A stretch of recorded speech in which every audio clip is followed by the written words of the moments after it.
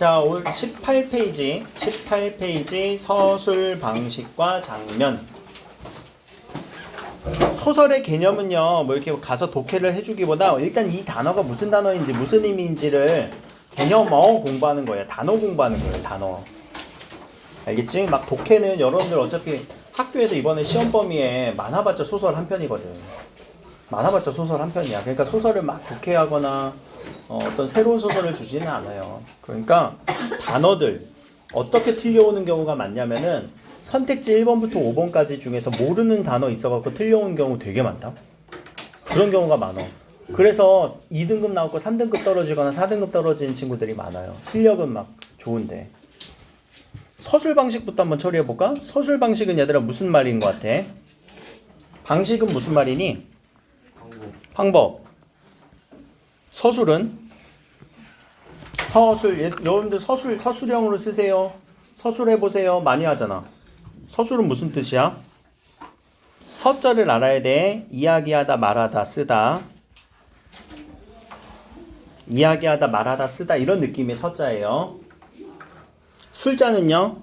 풀어내다, 술술술술 풀어내다, 펴다, 풀어서. 그러니까 풀어서 뭔가 이야기하면 서술하다라고 하는 거예요.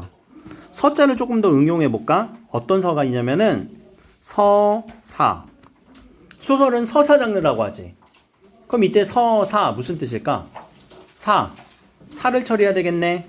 뭘 보여주는, 뭘 이야기하는 거야? 소설은 사건을 이야기하는 거. 시를 서정이라고 하지. 시를 서정이라고 하죠. 그럼 서정은 무슨 뜻일까?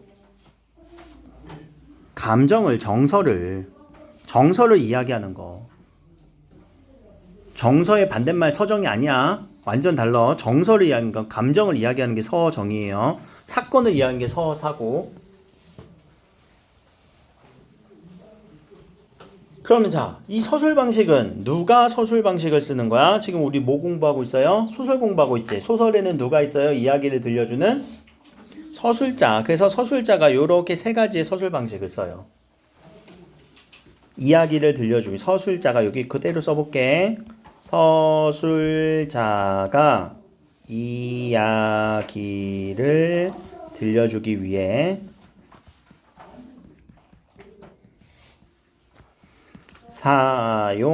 사용하는 방법 세 가지.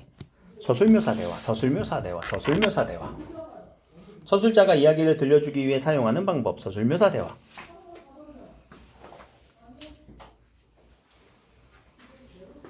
서술해주기도 하고, 묘사로 보여주기도 하고, 대화를 처리하기도 하고. 서술자가 이야기를 들려주기 위해 사용하는 방법, 서술묘사 대화, 서술묘사 대화. 서술자가 이야기를 들려주기 위해서 사용하는 방법을 서술묘사 대화라고 합니다. 뒤에 요약적 제시는 뭘까? 뭐 하는 느낌일까? 요약해서 그치, 간추려서 우리한테 주는 거. 제시하다라는 거 보여주다라는 거잖아. 자, 밑에 가서 그러면 서술이란 단어는 뭐라고요? 서술자가 하는 말이에요. 즉 서술자의 말. 그럼 서술자의 말 속에 자, 인물의 성격과 심리를 이야기하면 어떻게 할까? 서술자의 말 속에서 인물의 성격과 심리를 직접적으로 얘기하면 우리 이거 무슨 제시라고 하니? 성격 제시할 때. 그렇지, 이거 직접 제시가 되는 거지. 그래서 서술로 처리되는 이 부분이 상당히 중요해요. 서술로 처리되는 이 안에서 사건을 요약하기도 하거든.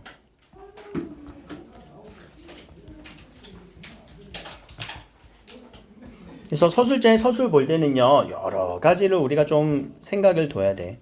직접 제시하는 거냐, 아니면 사건을 요약하는 거냐, 혹은 배경을 설명하는 거냐. 여러 가지로 우리에게 제시가 될 수 있으니까 꼭 서술자의 서술을 보고, 자, 어떻게 읽는 거냐면 서술자의 서술은 여기 큰 따옴표가 있어요, 없어요? 없어요. 없는 부분 보고 얘 지금 무슨 말하지? 무슨 이야기 하고 있지? 그거를 툭 하고 처리해 줘야 돼요. 툭 하고. 어디까지? 대화 전까지 해서. 혹은 문단 끝까지 해서.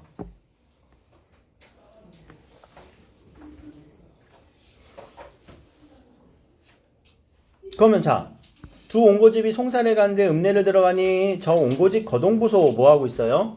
거동 보라고 얘기하고 있네. 행동을 보라고 얘기하고 있네. 인물에 대해서 얘기하고 있네. 또 만나보면 깜짝 반겨 두 손을 잡고 행동을 보여주고 있네.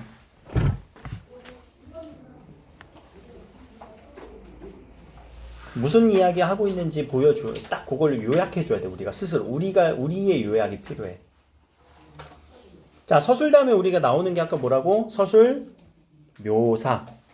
자, 묘사라는 단어 혹시 들어본 적 많죠? 묘사해봐라. 묘사라는 거는 우리가 어떻게 하는 거야? 그림을 그리듯이 라는 표현 많이 쓰는데 그림을 그리는 게 도대체 뭔데? 이 말을 우리가 읽었을 때 혹은 소설을 들었을 때 뭐가 떠올라야 돼? 뭔가 장면이 떠올라야 돼요. 장면이 그려지듯. 자, 장면이 그려진다라는 말에서 어떤 인상을 준다라고 하는데 이거 우리 시에서 비슷하다? 시에서 뭐가 떠오른다고 하니? 시를 딱 들었을 때. 심상이 느껴지는 느낌이에요. 심상 혹은 이미지. 이런 것들이 떠오르는 느낌하고 비슷해요. 묘사는요. 아, 그런 장면이었지.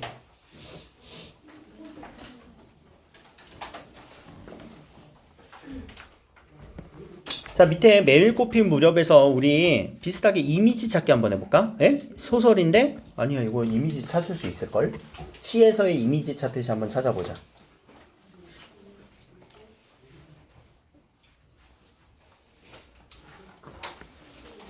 이미지 찾듯이 한번 동그라미 한번 쳐보세요. 최소 5개 이상은 나올 것 같은데. 동그라미 한번 쳐봐. 이미지 찾으려면 감각적 이미지 좋아요. 감각적 이미지 5개. 시각, 청각, 촉각, 미각, 후각.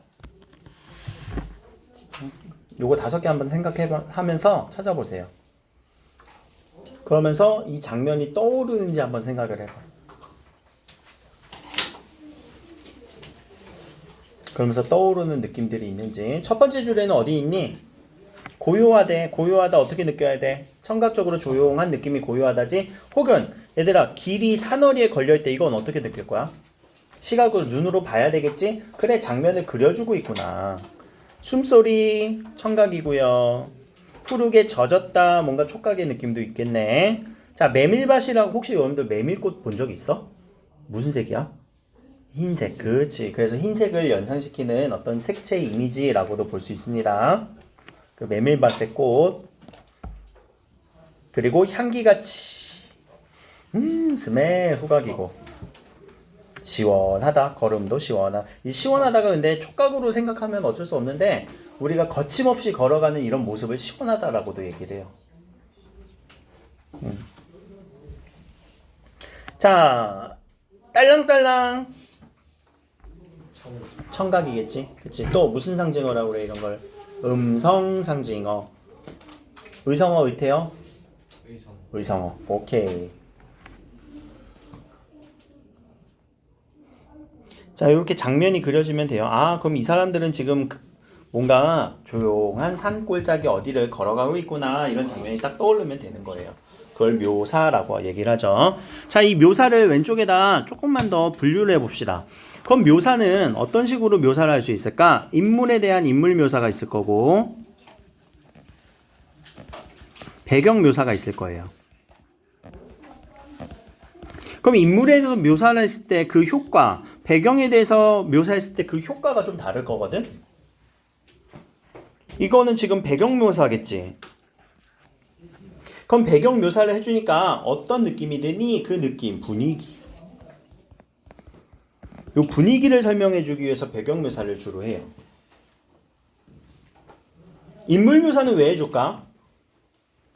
우리 소설에서 인물 제일 중요하잖아. 뭘 파악하기 위한 거야? 계속 얘기해. 심리와 성격.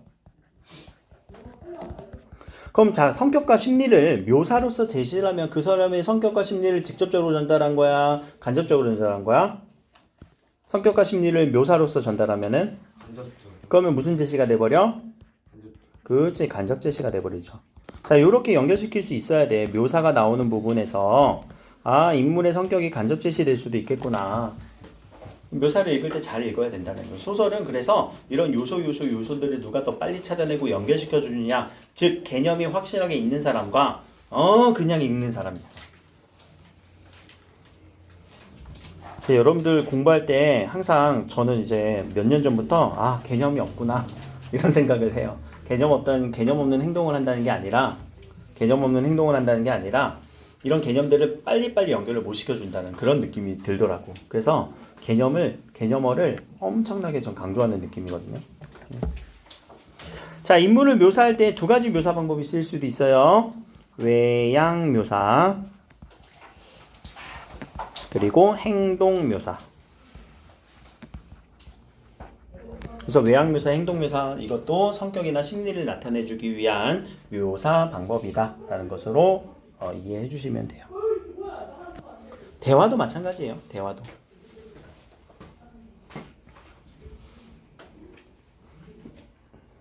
넘어갈까?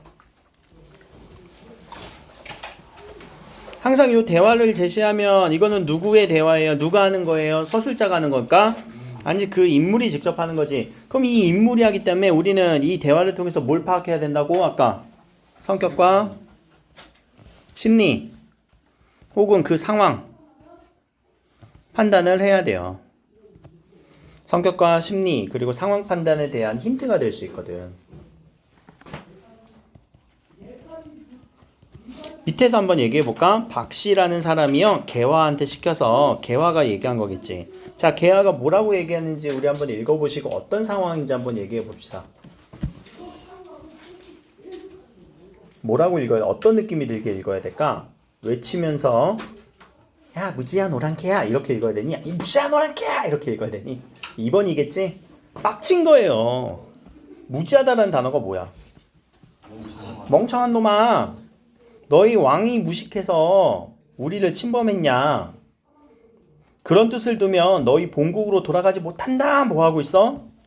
빡쳐서, 미안해 이런 말 써서 경고하고 있네 라고 머릿속에서 내가 이렇게 딱 처리가 되는 거예요. 이걸 다 읽는 게 아니라 다 읽고 나서 아, 이 사람 지금 빡쳐서 경고하고 있네. 그럼 뭐가 느껴져? 심리 느껴지잖아. 그리고 어떤 상황인지도 보이잖아. 이렇게 읽어주는 거야, 소설을 읽을 때. 하니 소장들 가소롭게 여기네. 그럼 이거 가소롭게 여겼다라는 거는 어떻게 처리하면 돼? 나 한 단어로 처리해볼까? 아니, 세 단어로? 흥, 칫, 뿡. 흥, 칫, 뿡. 들려 안 들려? 흥, 됐어, 안 들어. 이런 느낌이야. 그치? 자, 그러니까 말을 안 듣는다는 얘기예요. 그쵸? 가소롭게 여겼다는 이 한 글자 딱 보자마자 이 대화는 흥칫뿡으로 읽히는 거지. 그치? 그러면 또 다시 박씨가 개화를 통해서 외칩니다. 너희가 그러면 내 제주를 구경하라 라고 해서 우리 박씨전이 나중에 어떻게 전개되냐면은 여기에 막 화염방사기를 풀듯이 불을 그냥 확 질러버려갖고 얘네들 다 막 죽고 도망가고 막 그래요. 그래서 그런 전쟁 소설이기도 해요. 아주 능력 있는 여자 박씨라고 하는 이 사람은 여자예요. 여성 캐릭터. 이렇게 나오기도 합니다. 넘어가서. 자, 나왔다. 우리 요약적 제시. 인물의 성격과 심리, 사건 등을 간결하게 서술하는 건데 우리 어떤 사건의 요약일 수도 있고 성격의 요약일 수도 있거든요. 그런데 이 요약적 제시를 우리 시간을 압축시켜 놓은 거, 요 시간을 압축시켰다라는 개념을 한번 생각을 해보자. 누가 있을까? 누가 볼까? 서진이 혹시 초등학교 어디 나왔니? 여기 버들기초요. 버들게? 중학교는? 노량진. 고등학교는? 일고요. 라고 하는 몇 년치 이야기를 우리한테 들려줬어?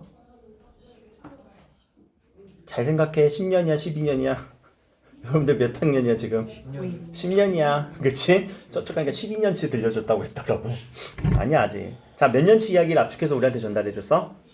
딱 10년치를 우리한테 딱 압축해서 전달했지. 이게 요약적 제시야 얘들아. 뭔가 딱 이렇게 압축되는 느낌이 있어야지.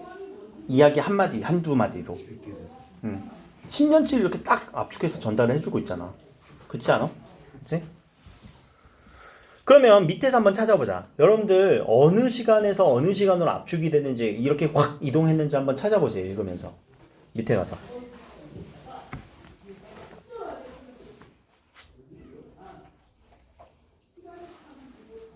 어느 시간에서 어느 시간으로 이렇게 압축이 되면서 압축적, 요약적으로 우리에게 제시가 됐을까? 사건 중에서. 시간.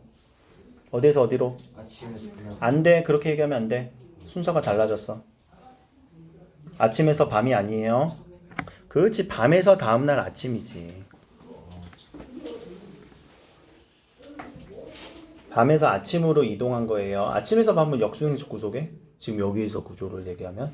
그치? 자, 그러면 얘들아 밤에서 아침까지 몇 시간 정도 걸려? 한 8시간 정도 걸릴 거 아니야. 그럼 8시간 동안 여러분들이 소설 읽다 8시간 뒤에 읽어야 되겠다. 이렇게 읽니? 아니지. 그대로 읽으면서 그냥 시간이 훅 하고 지나가는 거. 그렇게 시간을 압축시키는 느낌이 요약적 제시예요. 그렇게 사건의 흐름을, 시간을 압축시켜서 전달할 수도 있다는 얘기예요. 혹은 인물의 그 현재 심리 있지. 성격과 현재 심리.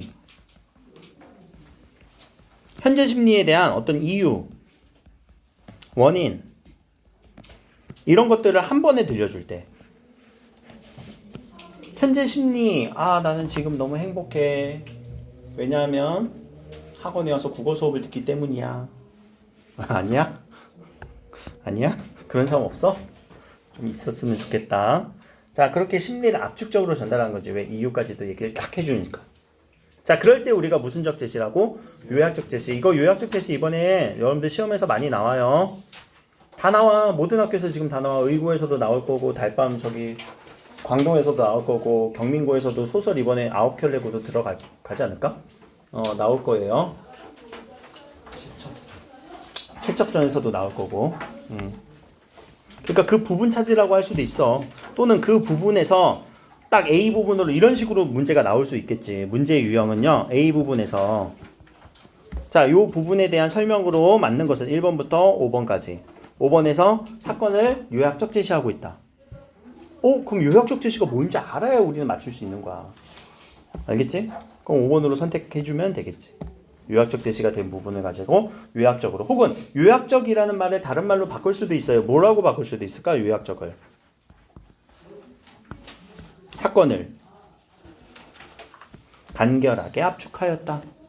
간결하게 제시하였다. 이런 말로 바꿀 수 있단 말이야. 알겠지? 그러니까 그 개념이 요약적으로 압축시킨 거구나 라고 하는 요약적 제시라고 하는 개념이 있어야만 보이는 선택지일 거예요. 나중에 우리 기출문제 풀 때 다 제시가 될 거예요.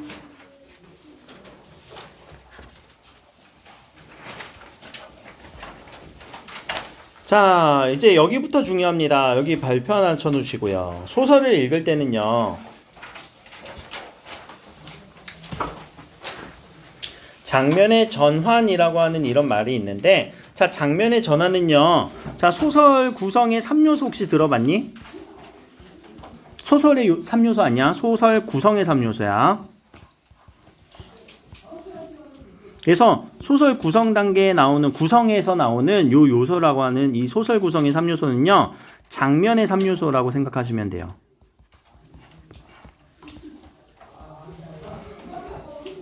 그러니까 하나의 이 장면 속에서는 뭐가 나온다고요? 소설에서의 장면 속에서는요. 여러분들 알고 있는 인물, 사건, 배경이 나올 거예요.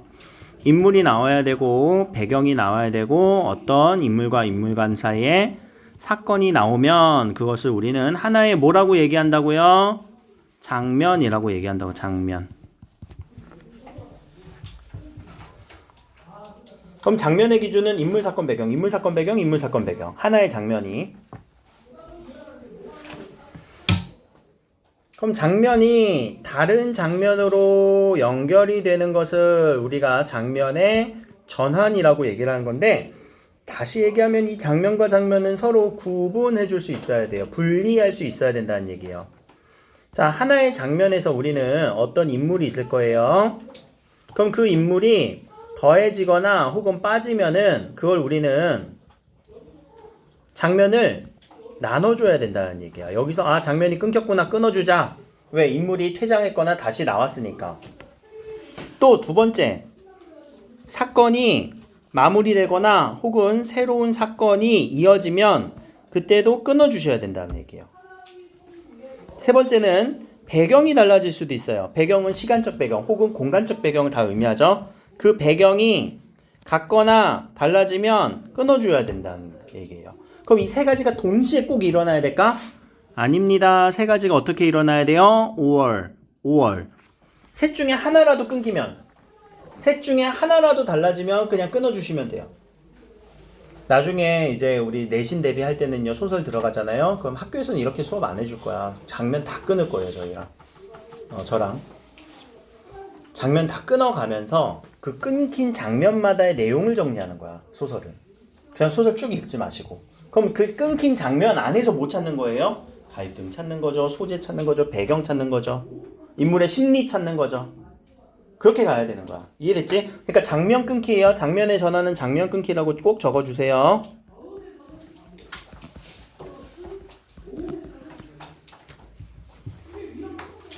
그럼 장면 한번 밑에서 끊어볼까? 이청준의 눈길. 이청준의 눈길 읽으면서 장면이 어디서 어디로 바뀌는지 한번 그걸 읽어봅시다. 툭 하고 정리가 돼야 돼. 덩어리째 정리가 돼야 돼. 소설을 읽을 때는 어떤 한 단어 때문에 우리가 막 지엽적으로 읽는 게 아니라 툭 하고 정리가 돼야 되는, 툭 하고 한 그 느낌을 내가 말씀을 드릴게요. 아니, 방이 이렇게 좁은데 어머니 그 옷장이라도 다른 데 옮기면 안 될까요? 아, 너무 좁잖아요 라고 누가 얘기했어? 아내가. 내가 거북스럽게 시선을 피해오던 곳으로 그럼 아내와 나는 혹은 추후에 갈등이 일어날 수도 있을 거고 혹은 어머니와의 갈등이 있을 수도 있을 것 같아요. 일단 왜? 내가 거북스럽게 느끼던 뭐가 있었어? 옷장. 그 피해오던 곳, 그곳은 옷괴의 이야기예요. 그럼 이 사이에서의 소재는 옷괴. 자, 이 옷괴가 옷괴 때문에 사건이 또 어디로 튀었어요?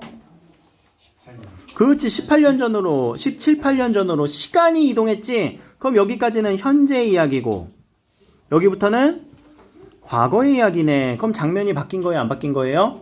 바뀌었지. 시간적 배경이 달라졌잖아. 그럼 자, 요 안에서 제가 요렇게 지금 삼각형을 하나 칠게. 자, 이 안에서 이렇게 소설 일부만 보더라도 우리가 지금까지 배웠던 개념 나오는지 안 나오는지 보자. 시점 찾아볼까? 시점.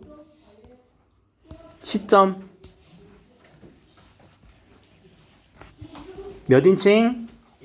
1인칭. 주인공인지 관찰자인지 우리 조금 더 봐야 되겠지. 이게 어머니 이야기일 수도 있고 내 이야기일 수도 있고. 자, 시간은 어떻게 흘러?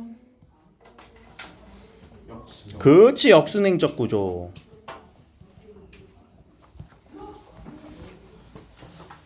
그럼 벌써 시점 나오죠. 역순행적 구조라는 거 우리는 또 알고 있죠. 하나 더, 이 옥괴는 어떤 기능을 할까? 시어의 기능, 소재, 의미 기능처럼 이 소재의 기능도 있어요. 자, 만약에 이 옥괴 때문에 둘이 싸웠어. 그러면은 뭘 일으킨 거니? 그렇지, 갈등. 그럼 갈등이 일으킨 갈등의 매개체라는 단어가 있을 거고, 갈등의 매개체도 될 수 있어요. 왜? 갈등이 일어나면. 혹은 이 옥괴 때문에 시간이 어디로 갔어? 과거를 회상했죠. 과거 회상의 매개체라고 할 수 있어요. 매개체란 단어가 뭐니? 매개체. 몰라? 매개체. 무슨 단어야? 연결시켜주는 물체.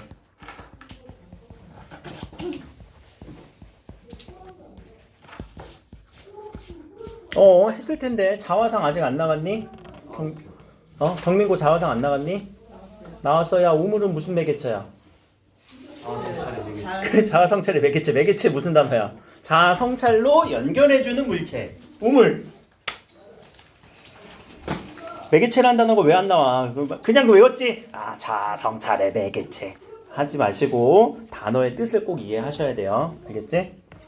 그러니까 뭐라고 읽어도 괜찮아. 옥괴는 갈등의 매개체가 될 수도 있고 혹은 과거 해상을 해주는 매개체가 될 수도 있다. 이런 식으로 문제가 모든 부분에서 나올 수 있다고요. 한 부분을 본 다음에 여기도 문제가 될 수 있고 여기도 문제가 될 수 있고 여기도 문제가 될 수 있고 여기도 문제가 될 수 있어요. 한 부분만 준 다음에 이게 보기로 나온 다음에 앞에 있는 소설과 지금 이 소설의 보기를 비교 대조한 것으로 맞는 것을 고르세요, 틀린 것을 고르세요. 엄청 복잡하게 내려면요 소설은 한도 끝도 없이 어려워져요. 시보다 더 어려운 게 소설이야 사실. 개념이 더 많아서. 근데 그래도 우린 소설 한 편밖에 보통 시험 범위 안 들어가니까 1학년 때는 그래도 할만하지. 내용을 정확하게 이해해 주면 되는 거니까. 그러나 틀려온 것은 어디서 틀려온다고? 이런 단어들을 몰라서 틀려온다니까. 단어들을. 매개체가 뭘 매개해 주는지 봐야 되는데, 매개라는 건 무슨 의미야? 연결해 주는지 봐야 되는데, 아니 매개 선생님 이거 매개체 아니에요? 아니 뭘 연결해 주는지 봐야지. 갈등을 연결해 주는 거냐, 과거 해상을 연결해 주는 거냐, 미래와의 매개차다 이런 매개체라고 해서 정답이라고 할 거야? 아니잖아. 알겠지? 그 어휘가 되게 중요해요. 그래서 여러분들 1학년 때는 진짜 단어 공부 많이 해야 돼. 영어만 단어 공부하냐? 아니야. 국어도 단어 공부해야 돼요. 그래서 자 극대화라는 단어를 한번 처리해 보자.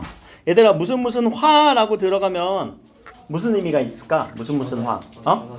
변하는 거야? 어떻게 변하는 거야? 어떻게 변하? 무슨 화? 화가 난다 도대체. 비음화 유음화 안 했어 안 했어? 세인슨 쌤이랑 했어 비음화? 야 비음화 이 화자가 무엇으로 되다예요. 그럼 비음화 한번 해볼까? 아우 화가 난다 진짜. 화 비음으로 되다 될 화자예요.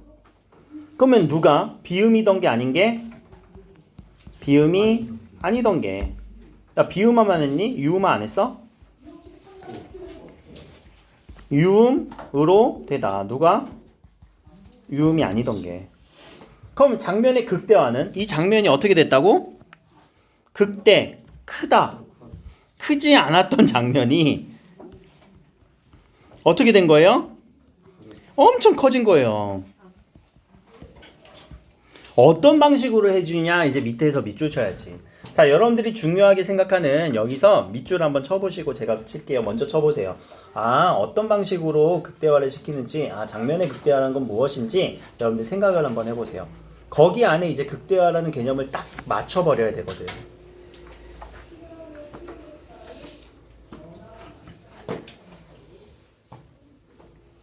자, 이 장면이라고 하는 것을 어디에 맞출 거야? 어떤 대목을, 어떤 장면을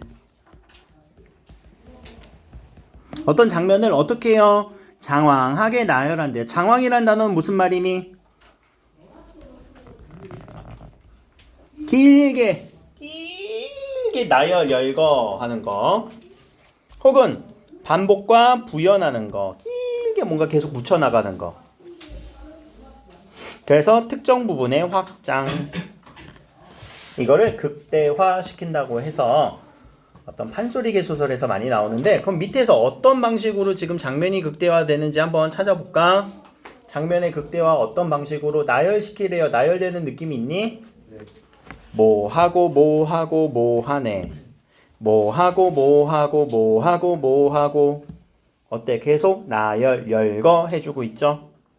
자, 이런 열거, 나열을 통해서 어떤 장면을 얘기해주고 있는데, 자, 이 장면은 그러면 처리가 돼야 돼요. 무슨 상황인 것 같아요? 무슨 장면인 것 같아요? 넋을 잃었어요? 혼을 잃었어요? 분주해요? 아유, 그 꼴이 가관이다. 갓 읽고 밥상을 쓰고 있어요. 탄건 읽고 용수 쓰고 있어요. 오줌을 누고 있어요. 뭐 하는 거야? 정신이? 없음. 정신이 없는 상황을 우리한테 보여주려고 하는 거지. 장면의 극대화라는 기법을 통해서. 자, 마지막 줄이 추워라 문 들어온다 바람 닫아라. 무슨 말이야 이 사람. 물 마르다 목 들어. 이 사람 말 뭐 되게 못하네. 이거 맞는 말이니? 아니지. 맞는 말이 아니지만 우리는 이 대화를 통해서 뭘 느끼면 된다고? 얘들아 대화를 통해서 어떤 상황이다? 아 정신이 없는 상황이다. 정신이 없으니까 말을 제대로 못하지? 원래는 바람 들어온다 문 닫아라 이게 맞을 거란 말이야. 아 목마르다 물 들여라 이게 맞을 거란 말이야. 그치? 그럼 요거 표현법에서 우리 한번 생각을 해보자. 자 요런 표현을 우리는 이응 히읗이라고 해요. 말장난하는 거 뭐라고 하니? 언어 유희. 유희라는 뜻은 뭐예요? 유희. 즐겁게 노는 걸 유희라고 해요. 즐겁다. 놀 유자에 즐거울 희자. 그래서 말장난을 언어 유희라고 해요. 약간의 이런 말장난하는 개그. 내가 좋아하는 개그 있잖아. 오늘은 언어 유희를 많이 못했는데 오늘은 설명하느라고 많이 못했어. 말장난하는 언어 유희 여기서부터 보이네. 그러니까 소설은 어느 한 곳에 포인트를 잡고 있는 게 아니라 계속 얘기를 하는 거야. 아, 이거 어떤 상황이지? 그럼 이거는 서술이야, 묘사야, 대화야? 뭐 여긴 서술이고 여기는 대화. 그러니까 이 서술과 대화를 처리하면서 아, 지금 이 서술 장면, 서술은 어떤 장면을 지금 얘기하고 있구나. 근데 뭔가 장면을 계속 뭔가 이렇게 길게 설명한 거 보니까 장면을 극대화시켰구나 라는 것까지. 자, 여기까지가 이제 장면에 전환되는 소설 구성의 3요소라고 얘기를 하는 거고요. 2장 뒤에 요 구성이라고 하는 말을 조금만 더 이해해 봅시다. 구성.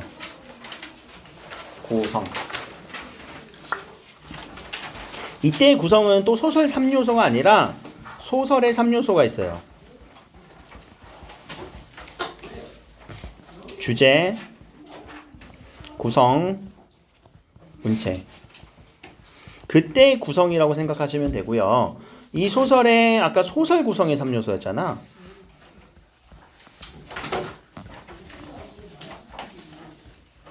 그때는 요 구성을 이때 구성은 장면이라고 얘기했죠.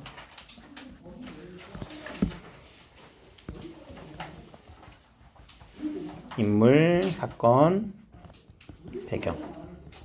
그러면 요 구성과 위의 구성과 아래 구성을 어떻게 처리를 해야 되냐면 인물, 사건, 배경이 나오는 하나의 장면이고 위의 구성은 소설의 흐름, 짜임, 곧 장면들의 연결이라고 보시면 돼요.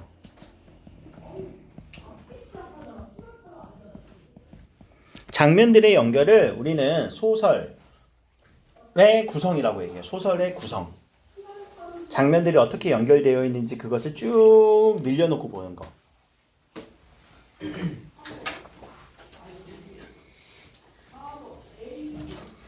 그러면 제가 요 파란색으로 초록색으로 인물 사건 배경의 하나의 장면이라는 것을 표시를 해볼게요. 요게 하나의 장면이에요. 어디다가? 요 밑에 그래프에다가. 그럼 발단은 하나의 장면으로만 이어질까? 아니야. 2개, 3개, 뭐 점점점. 전개도 장면이 엄청 많겠지. 위기도 장면이 엄청 많을 거예요. 이런 장면들의 결합으로 이루어진 거예요.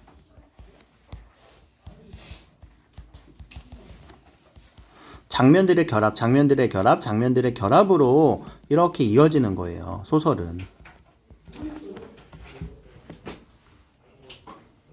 그러면 요 X축, Y축 할 때 요 Y축은 뭘까? 뭐가 이렇게 높아지는 걸까? 소설에서 이렇게 발단, 전개, 위기, 결정이라고 하는 일련의 소설의 구성, 소설의 짜임을 우리가 흘러가는 데 있어서 뭐가 이렇게 높아지는 걸까?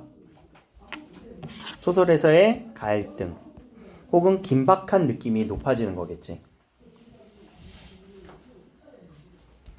그럼 제가 연애소설을 한번 써볼게. 헤어지는 연애소설이야. 이별을 소재로 한 소설이에요. 그러면 자, 이 긴박한 아주 높은 이 갈등 단계에서 무슨 장면이 나와야 돼? 응? 우리 헤어져! 하고 이제 싸대기 한 번 딱 날리는 이런 장면이 나와야 되겠지. 어때? 갈등이 최고조지. 그러면 앞에서는 뭐가 일어나야 될까? 발단 전개에서는. 응? 그렇지. 인물들이 어떤 성격, 아, 우리 잘 지냈어. 원래 잘 지냈어. 그런 평상시 아주 지루한 이야기들이 나와야 되지. 자, 근데 갑자기 이 위기에서는 뭐가 나올 법해? 오해가 나올 법해. 뭔가 남자친구가 여자친구를 오해하거나 혹은 여자친구가 남자를 오해하는. 그러면서 서로 싸우겠지. 그러다가 우리 헤어져 확 때리는 이 장면. 그럼 이거는 일반적인 시간의 흐름이라고 한다면 제가 아주 흥미진진하게 요 장면만 띄어서 어디다 붙여볼까? 우리 헤어져! 싸대기 팍 하는 장면을 어디로 띄어요? 요쪽에다 배치한다면 독자들은, 영화를 보는 사람들은 어떤 느낌이 들어? 호기심이 생길 수도 있을 거예요. 뭐지? 우리 보통 그 투비 컨티뉴 예고편이 그러잖아. 아주 인기 있는 장면을 그냥 딱 먼저 보여줘 놓고서는 그 얘기 한참 뒤에 나오지? 그런 구조, 그런 구성. 독자의 호기심을 유발할 수 있는 그런 효과를 갖고 있죠. 자, 그래서 구성이라고 하는 건요, 꼭 시간의 흐름이 아니에요. 옆에다가 꼭 써놓으세요. 꼭 시간의 흐름이 아니다. 시간의 흐름은 아니다. 플롯이라는 건 그래서 장면의 연결이에요.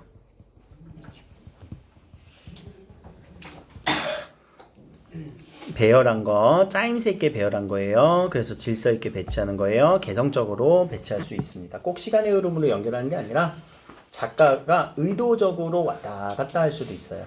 그 의도적으로 왔다 갔다 했을 때에 여러 가지 구성 방법들이 위에 다 나오고 있습니다. 그래서 오늘은 요 소설의 구성 단계는 이미 발단 전개 위기 결정, 꼭 시간의 흐름으로 구성되는 건 아니다라는 거 우리가 볼 수 있고, 밑에 가서 이름만 빨리 한번 읽어봅시다. 순행이라는 단어는 뭐니? 시간이 순차적으로 보면은 과거가 나왔으면 뭐가 나와야 돼? 현재가 나와야 되겠지?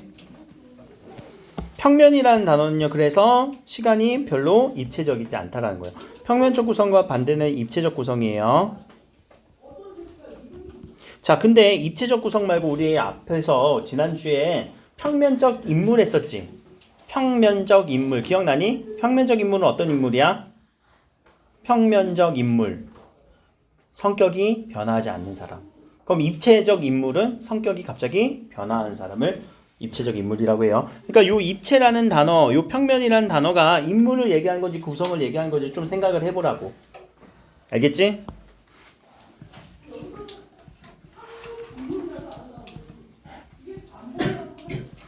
그러니까 요 인물을 얘기하는 건지 아니면 구성을 얘기하는 건지 서로 달라요. 평면하고 입체 나왔다고 해서 이거 구성이네, 이거 인물이네 이렇게 생각하지 마. 그럼 입체적 인물은 뭐야? 성격 변화하는 사람. 입체적 구성은 시간이 순서에 맞지 않는 거야. 그 입체적 구성을 우리는 뒤에서 옆에서 뭐라고 해요? 무슨 구성? 역순행적 구성이라고 하죠. 넘겨봅시다.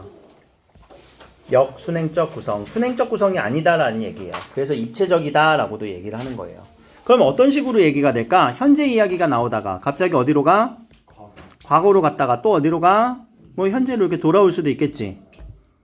자, 근데 너무 중요한 거는 요 과거 가운데 이 과거 이야기를 우리는, 자, 요거는 제가 만든 표시인데 비슷하지만 다르다. 액자식 구성하고 오늘 비교하면서 끝낼 거예요. 액자식 구성.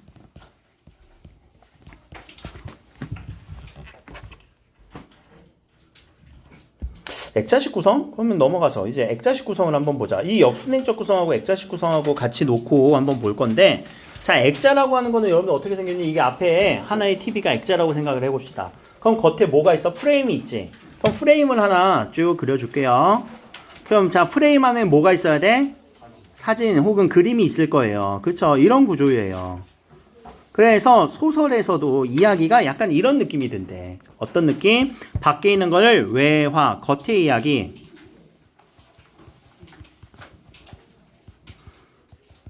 안의 이야기를 내화라고 얘기를 해요. 그럼 외화, 내화라는 이 단어는 어느 구성에서만 나오는 거야, 지금? 액자식 구성에서만 나온 거야. 액자처럼 생겼거든. 그러면 도대체 뭐가 달라야 되냐면, 자, 이 밖의 이야기와 안의 이야기는 서로 이야기 주된 대상이 달라요.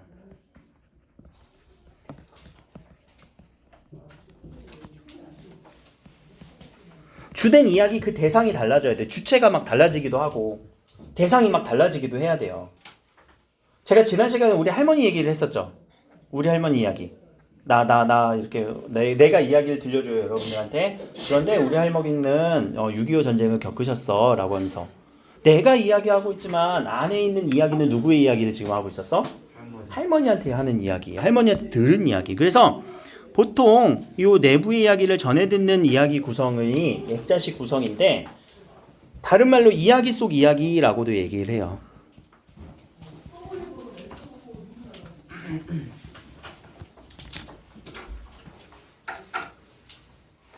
그럼 이제 역순행적 구성이랑 좀 구분을 한번 해보자. 이거 많이 가져오거든, 질문을 형태로. 선생님, 현재 이야기에서 과거 이야기로 갔다가 현재로 가면은요, 이거 이야기 속 이야기라서 액자식 구성 아닌가요? 근데 자, 현재의 나가 과거의 나의 이야기를 들려줘요. 그럼 액자식 구성이니? 아니야, 동일하잖아. 현재의 내가 제가 과거에서 우리 할머니 이야기, 과거의 할머니 이야기를 들려줬어요. 나가. 그럼 이거는 동일해요? 달라요? 다르죠? 그럼 어떤 게 액자식 구성? 1번, 2번? 그렇지, 2번이 액자식 구성이 될 가능성이 높겠죠. 그럼 1번은요? 역순행적이겠지. 역순행적을 우리 다른 말로 뭐라고 한다고? 입체적. 오케이. 자, 이런 느낌이 들어야 돼. 그래서 액자식 이야기는 요 과거의 이야기가 하나의 내화로서 겉에 누가 둘러싸고 있어? 현재의 이야기가 둘러싸고 있는 이런 느낌이 들어야 된다는 얘기예요. 알겠죠? 그러니까 이야기 속 이야기라고 생각하면은 이것도 이야기 속 이야기처럼 보여. 역순행적 구성도 그거보다 내화, 외화 확실하게 구별이 돼야 돼요. 그럼 오른쪽 소설에서 한번 찾아볼까? 오른쪽 소설에서 현진건의 고향에서 어디와 어디가 내화, 외화로 구분되는 부분인지. 자, 여기서 시점 나온다 얘들아. 첫 번째 부분에서 시점 누구? 나 1인칭 1인칭인 나가 누구를 바라보고 있어? 그를 바라보고 있어요. 대상이죠. 근데 그 이야기, 내 이야기 속의 대상이었던 사람이 이제는 그의 신세타령 이야기로서 그의 이야기가 펼쳐지고 있죠. 나의 이야기, 나의 관점에서 그의 이야기로 전달되면서 이야기 속의 이야기, 내화와 외화. 어디가 중요할까? 내화가 중요할까? 외화가 중요할까? 내화가 중요해요. 그래서 내부 이야기 속에 아주 밀접한 주제와 관련된 이야기가 들어가 있습니다.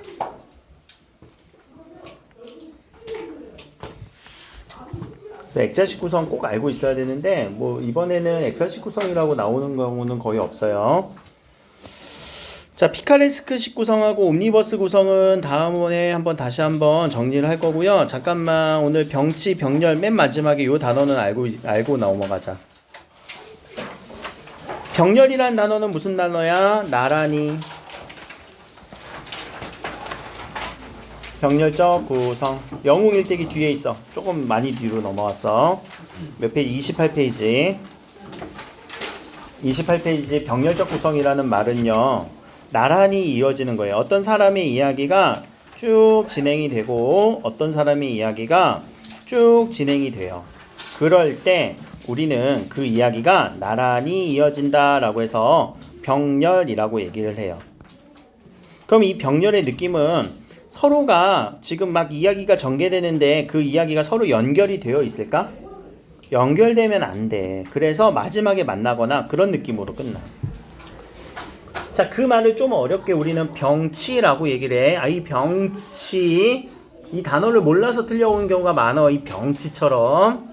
자, 미안해. 욕한 거 아니잖아. 나란히 위치되어 있다. 이거 병렬이라는 단어를 병치라고도 써요. 그래서 여러분들 꼭 기억을 해주셔야 돼. 알겠지? 병치라는 단어를 몰라서 틀려온다니까. 자, 여기까지.